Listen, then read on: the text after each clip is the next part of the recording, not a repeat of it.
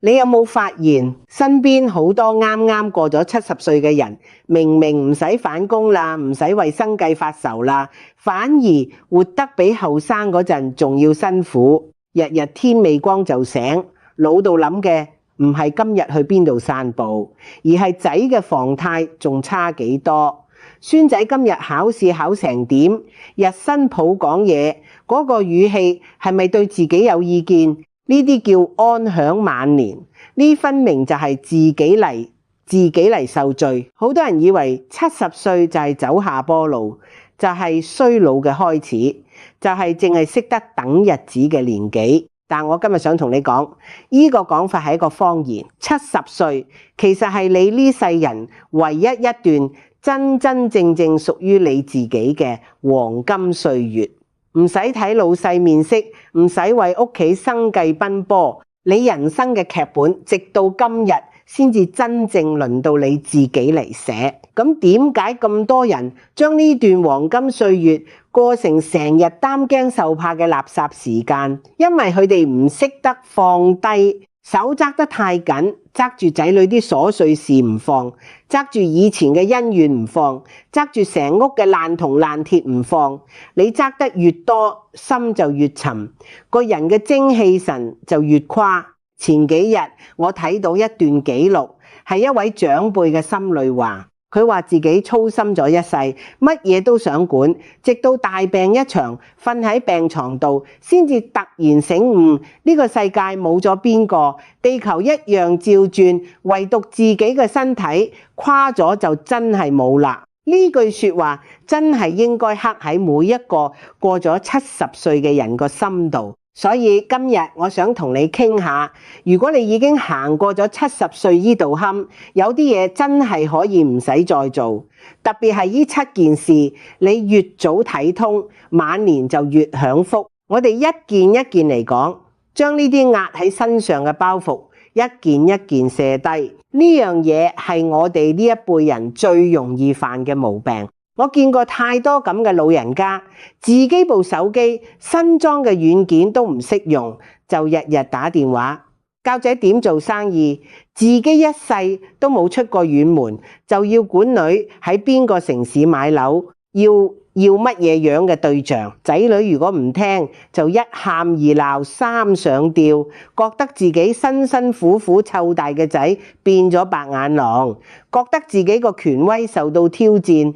但你靜落心諗諗，兒孫自有兒孫福呢句話，從來都唔係講客算。每個人嚟到呢個世界，都有自己要經歷嘅因果，要食嘅苦，要撞嘅嗰堵南牆。你以為係為佢哋好，想憑自己幾十年經驗幫佢哋鋪好條路，但實際上你係喺度剝奪佢哋成長嘅機會，甚至係強行幫佢哋背晒啲因果。到咗70歲，你對依頭家嘅養育責任早就超額完成咗。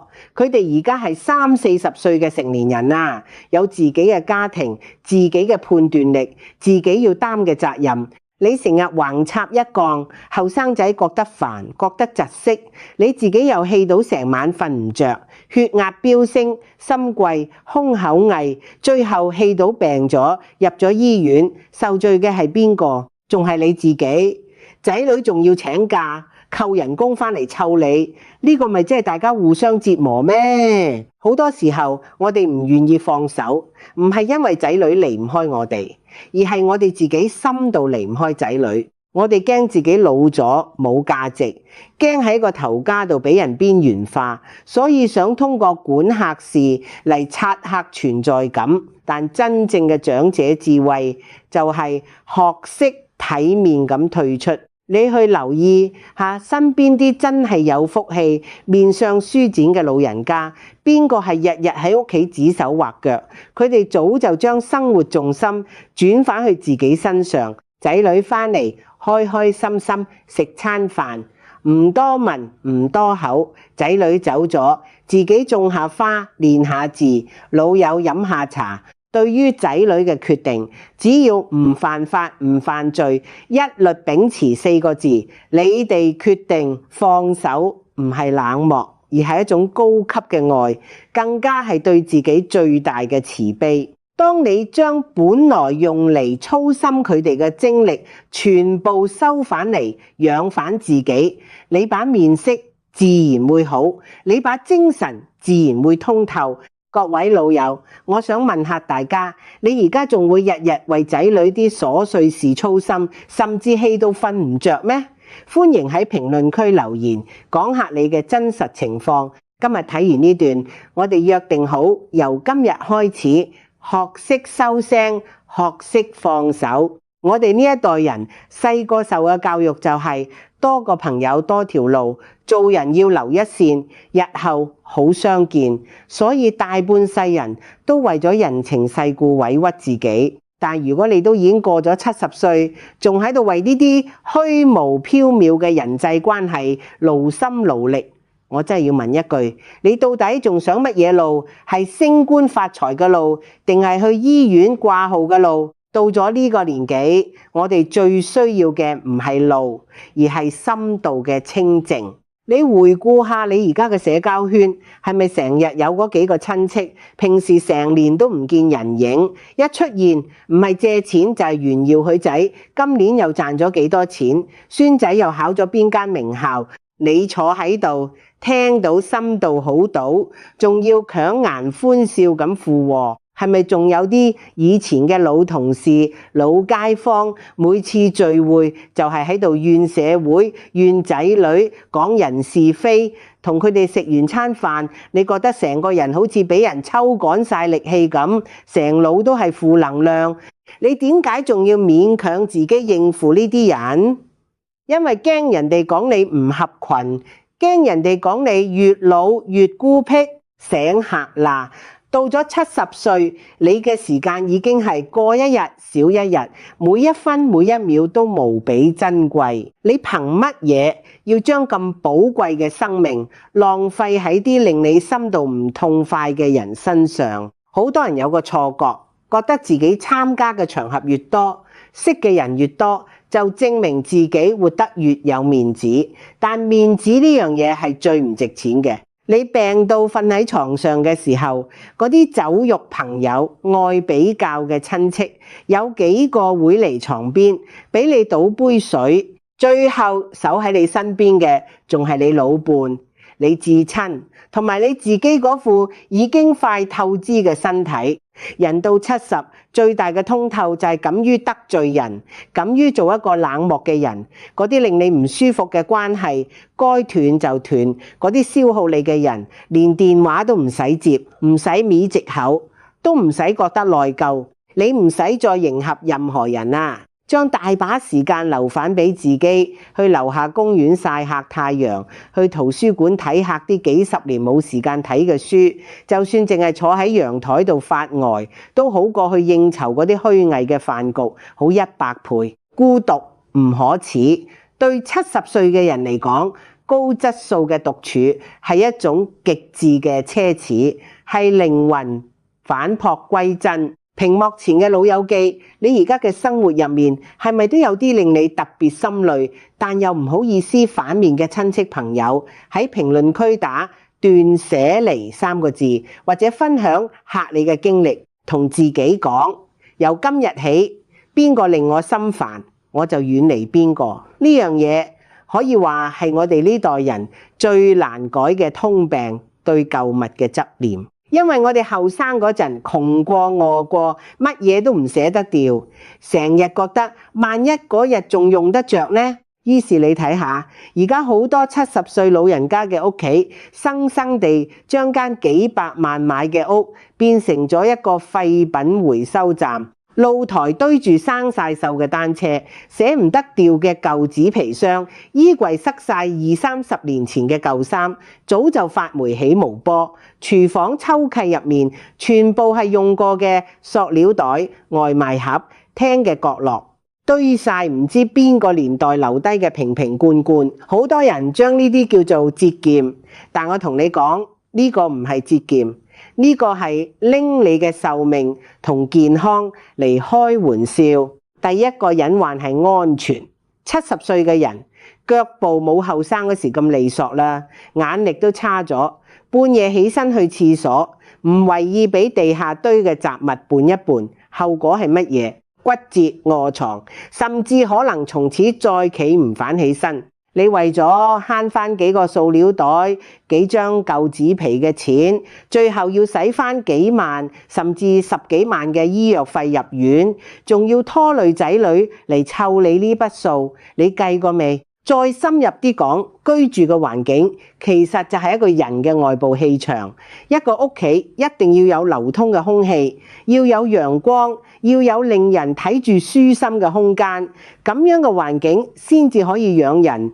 當你屋企堆晒幾十年冇用嘅爛銅爛鐵，嗰啲嘢上面積晒塵同細菌，日日污染緊你呼吸嘅空氣。更重要嘅係，佢哋將成個空間倒死晒，令成間屋充滿一種沉悶、停滯、陳舊嘅氣息。你日日睇住呢啲亂七八糟嘅嘢，心情會好咩？胸口會唔翳咩？氣血會順暢咩？好多老人家成日覺得成身冇力，容易悲觀，成日病。其實呢個同長期住喺擠迫雜亂嘅環境有直接關係。你以為你留低嘅係嘢，其實你留低嘅係過去嘅沉重包袱。嗰啲20-30年冇着過嘅衫，你呢世人都唔會再着；嗰啲生鏽嘅舊電器，你呢世人都唔會再整。佢哋嘅存在只不過喺度不斷提醒你，你已經老啦，生活好沉重。清理環境本質上就係喺度清理你個內心。過咗70歲，生活就要學識做減法，將超過3年冇用過嘅嘢果斷掉咗，送人或者賣俾收買佬，將露台清空，擺2盆綠植，等陽光完完整整照入客廳，將衣櫃清空，淨留幾套着到最舒服、最體面嘅當季衫。當間房變得寬敞明亮，空氣自由流通，你會發現連你嘅呼吸都變得順暢，心度嗰粒石頭都跟住落地。人老咗，生活越簡單，個心就越輕盈。而家請你環顧客周圍，露台、床下底、大衣櫃入面，係咪仲藏住幾十年前捨唔得掉嘅舊嘢？過咗70歲，人最驚乜嘢？講到尾，驚病驚死，更加驚病倒咗拖累仔女。呢種恐懼係人之常情，但正正就係呢種恐懼，令好多老人家行上咗一條極端甚至荒謬嘅養生不歸路。你打開朋友圈或者去公園行一轉，見到幾多匪夷所思嘅畫面。有啲人聽信唔知名嘅偏方，日日生食蒜頭，飲自製嘅神仙水，飲到胃黏膜出血，入咗醫院。有啲人迷信極端鍛鍊法，70歲嘅骨頭啦，仲要同後生仔比蔥頭撞樹，比倒立，比日行2萬步，結果生生地將個膝頭哥半月板磨冇咗，最後要坐輪椅。更加常見嘅係使晒平時慳客存落嘅退休金，去買啲包治百病、價錢虛高嘅保健品，將自己個胃當化學實驗室，一日吞落幾十粒5顏6色嘅藥丸。呢個叫養生咩？呢個叫折騰。呢個係加速透支你本來就唔富裕嘅生命額度。我哋靜落心諗諗。真正嘅長壽之道係乜嘢？從來都唔係靠靈丹妙藥，都唔係靠反人類嘅極端手段。最好嘅養生其實就藏喺最樸素嘅自然規律入面，順應天時，起居有常，飲食有節，大自然有春夏秋冬。人體都有自己嘅運行週期，到咗70歲，身體嘅各樣機能就好似入咗秋收冬藏嘅階段。呢陣最需要嘅係養，係藏，而唔係耗，唔係折騰。肚餓咗就食啲應季、容易消化嘅五穀雜糧同新鮮蔬菜，唔好去追求乜嘢奇珍異獸、大魚大肉。黑晒啦就早啲休息，唔好攬住部手機捱夜煲短片。出咗太陽去公園舒緩咁行客路，打下太極，微微出汗，氣血通暢就得。順應大自然日出日落嘅節奏嚟生活，先至係最高級嘅保養。好多老人家有個本末倒置嘅做法，每個月使大幾千蚊買貴價保健品，食各樣護肝片、護心丸，但轉個頭呢，因為去街市買菜，人哋小找返5毫子，或者因為新抱今日冇同佢打招呼，就可以氣到成身震，成日食唔落飯，連續幾晚瞓唔着。你知唔知道你嬲呢一次大氣，對心血管嘅衝擊，對肝臟嘅損傷，食幾多保健品都補唔返嚟。你一邊喺度縮貴價藥丸落個口，一邊喺心度拼命同自己落毒，呢個咪好大嘅笑話咩？所以70歲以後，請將嗰啲亂七八糟嘅偏方同保健品停咗佢，將買保健品嘅錢慳返落嚟，去買啲靚食材，煲一煲熱碌碌嘅湯俾自己飲。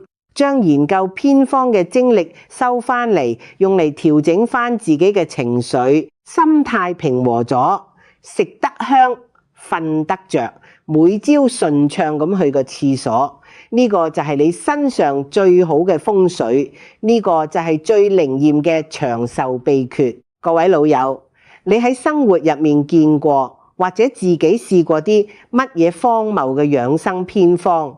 或者因為買保健品食過乜嘢虧，喺評論區分享出嚟，提醒同齡人唔好再俾大家使呢啲冤枉錢。我哋呢代人活到70歲，邊個心度冇幾道過唔去嘅坎？邊個肚度冇裝住幾段陳年舊事嘅恩怨？或者係幾十年前兄弟姊妹為咗老豆老母嗰啲遺產爭到面紅耳赤，從此老死不相往來。或者係後生嗰陣喺公司俾同事陰過一刀，錯失咗升職機會，記恨咗半世人。又或者係你老伴後生嗰陣做過對唔住你嘅事，日子仲係咁過，但心度嗰個結從來都冇解開，一嗌交就翻舊賬，甚至係你對自己嘅一種懊悔，後悔當年做錯咗某個決定，後悔冇能力俾仔女更好嘅條件。呢啲恩怨同遺憾就好似一塊塊又冷又硬嘅石頭，俾你死死攬喺懷度，攬咗幾十年。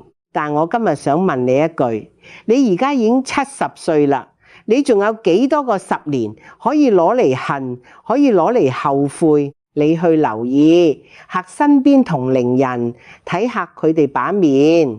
有啲人到咗70歲，慈眉善目，面上舒展，就算面度有皺紋都係笑紋，等人一睇就覺得溫暖，想親近。而有啲人呢，眉頭永遠鎖成一個川字，嘴角向下垂，眼神度透住防備同怨氣，成塊面都係刻薄同苦相。點解會有咁大嘅分別？古人話相由心生，呢4個字一啲都冇講錯。你把面相就係你內心世界嘅一面鏡，當你心度裝晒恨意、委屈同唔忿氣，呢啲負面情緒日日喺你身體度發酵緊。中醫講怒傷肝、悲傷肺、思傷脾。你以為自己係喺度記恨人，其實係用人哋嘅錯誤對自己日復一日咁凌遲。嗰個當年傷害過你嘅人，可能而家食得好、瞓得好，早就將嗰件事忘得一乾二淨。而你呢，就仲要因為佢幾十年前做嘅一件事，氣到自己而家血壓升高、胸口翳住。你話你傻唔傻？呢單生意到底邊個蝕底？到咗70歲，最大嘅智慧就係學識2個字：算啦。呢個算啦，唔係話對方當年所做嘅係啱嘅，都唔係話你要去原諒對方。有啲人有啲事一世都唔值得原諒。呢個算啦係為咗放過你自己過去嘅遺憾，就好似跌喺地下嘅碎玻璃，你一定要去撿，只會將自己嘅手戒到鮮血淋漓。你要明白喺當時嗰個年紀嗰種認知同環境下，你做嘅決定已經係你盡咗最大努力嘅結果。唔好再用而家嘅眼光去審判反以前嘅自己，將心度嗰啲發咗霉嘅恩怨通通清空佢，將眉頭舒展開，去睇下今朝個太陽，去逗下樓下嘅小貓小狗，去享受你碗度嗰碗熱粥。當你個心徹徹底底放低咗，你會發現把面嘅戾氣冇咗，取而代之嘅係一種從容同柔和。你會發現呢幾十年嘅病痛同沉重，突然之間消失咗一大半。老友記，你個心度係咪都藏住一個至今放唔低嘅人，或者一件令你後悔咗半世嘅事？如果有，今日就喺評論區當佢做一個樹窿，大聲打出放低呢兩個字，等所有恩怨都停留喺今日。由聽日起，我哋淨係為自己輕鬆咁活。人到咗70歲，照計應該係體通名利、雲淡風輕嘅年紀啦。但你如果去參加一次同學聚會，或者過年過節嘅親戚飯局，就會發現一個又殘酷又滑稽嘅現象，大家依然喺度明爭暗鬥，只不過比較嘅籌碼換咗。後生嗰陣比邊個職位高，邊個部車靚，到咗70歲就開始比邊個退休金攞得多，邊個仔女喺大城市買咗幾百尺嘅豪宅，邊個孫仔考咗邊間國際名校。飯局度成日有嗰一兩個人把聲特別大，滿面紅光咁炫耀。哎呀，我個仔硬要每個月俾8000蚊生活費我講咗使唔晒，佢又唔聽。我而家個退休金一個月過萬，真係唔知點使好喎。你坐喺旁邊揸住茶杯聽客，個心味道就變咗。你低下頭諗返自己一個月3、4千蚊嘅養老金，諗返自己嗰個仲為留按揭發愁，連返嚟食餐飯都冇時間嘅仔，一股強烈嘅失落感、自卑感，甚至妒忌心，就好似毒蛇咁噬住你個心。返到屋企，你越諗越嬲，睇老伴唔順眼，打電話俾個仔，又忍唔住一頓數落，最後搞到屋企雞飛狗走，自己都氣到成晚瞓唔着。大老友啊，你俾人哋表面嘅風光呃咗啦。你唔知道嘅係嗰個炫耀退休金過萬嘅人，可能有嚴重嘅糖尿病同痛風，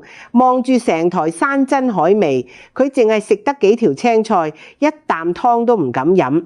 嗰個炫耀個仔買咗大屋嘅人，可能成年都見唔到仔女一面，日日一個人喺間空蕩蕩嘅大屋度睇電視，病咗都冇個人倒杯水，鞋着唔着腳只有自己知，日子過得辛唔辛苦只有閂埋門自己知清楚。到咗70歲，真正嘅財富自由係乜嘢？唔係銀行卡度有幾百萬，更加唔係可以喺人哋面前賺夠面子。晚年真正嘅財道，淨係8個字：守住老本，身心無病。守住你個荷包，夠食夠飲，病咗有錢睇醫生，唔使伸手問仔女攞錢，睇人臉色咁就夠啦。唔好為咗所謂嘅面子，將養老錢攞去俾仔女換靚車、買大屋，最後自己手上冇錢，個心慌晒。守住你嘅健康，先至係你最大嘅資產。你今日仲可以自己落樓買菜，仲可以咬得喐排骨，仲可以一個瞓到天光。你知唔知道？你已經比醫院度嗰啲瞓喺貴價病房插住喉，日日使幾萬蚊嘅富翁富有過幾千倍、幾萬倍。唔好再為虛榮心埋單啦！人哋過得幾好，嗰係人哋嘅因果；你過得幾普通，呢個都係你實實在在行出嚟嘅人生。將隻耳仔掩埋，將雙眼收反埋，守住自己嗰一畝3分地，將今晚呢餐飯食香啲，呢個先至係最大嘅贏家。各位老友，我哋今日交個底，你覺得到咗70歲以後，喺你哋嗰個城市，每個月手頭上有幾多錢，日子先可以過得安穩踏實？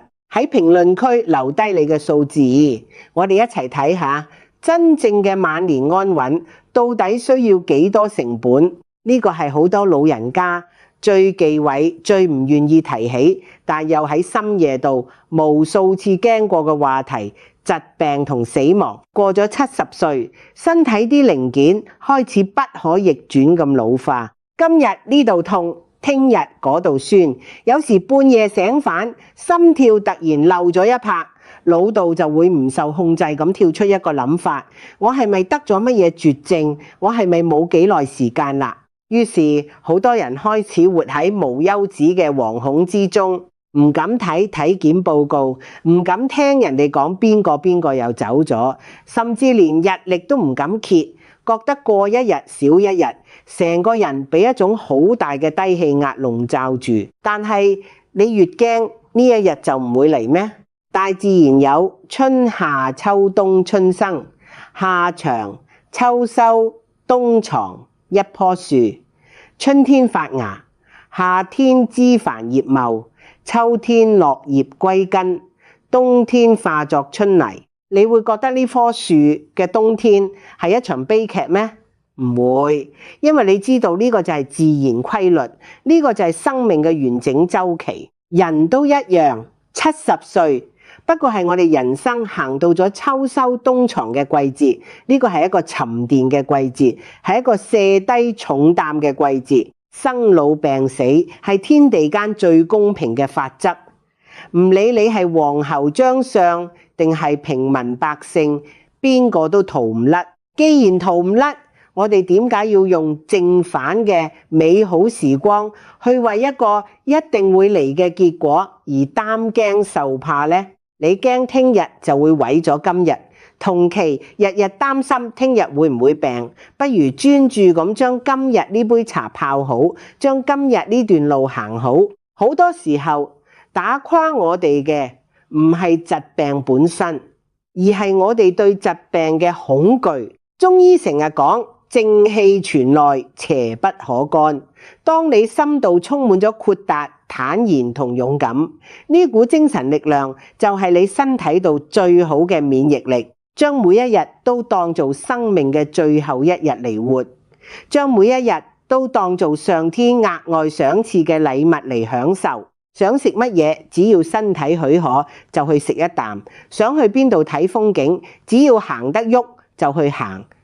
想見邊個老友，今日就打電話約出嚟，唔使等聽日，唔使等以後，將嗰啲未完成嘅願望盡量喺今日去實現。當你真正睇通咗生死，接受咗自然規律，你會發現恐懼消失咗，取而代之嘅係一種前所未有嘅輕鬆。你會感激清晨照入窗嘅第一縷陽光，感激仲有老伴喺身邊陪伴，感激自己呢對仲睇得到大千世界嘅眼睛。所以屏幕前嘅你，如果此時此刻你都曾經對將來感到恐懼過，就跟住我喺評論區寫低呢4個字：活在當下。呢個唔係一句口號，呢個係我哋對抗歲月、對抗恐懼最強大嘅武器。我哋今日傾咗咁多，講到尾，70歲以後嘅人生其實就係一場做減法嘅修行。唔好再干涉仔女嘅因果，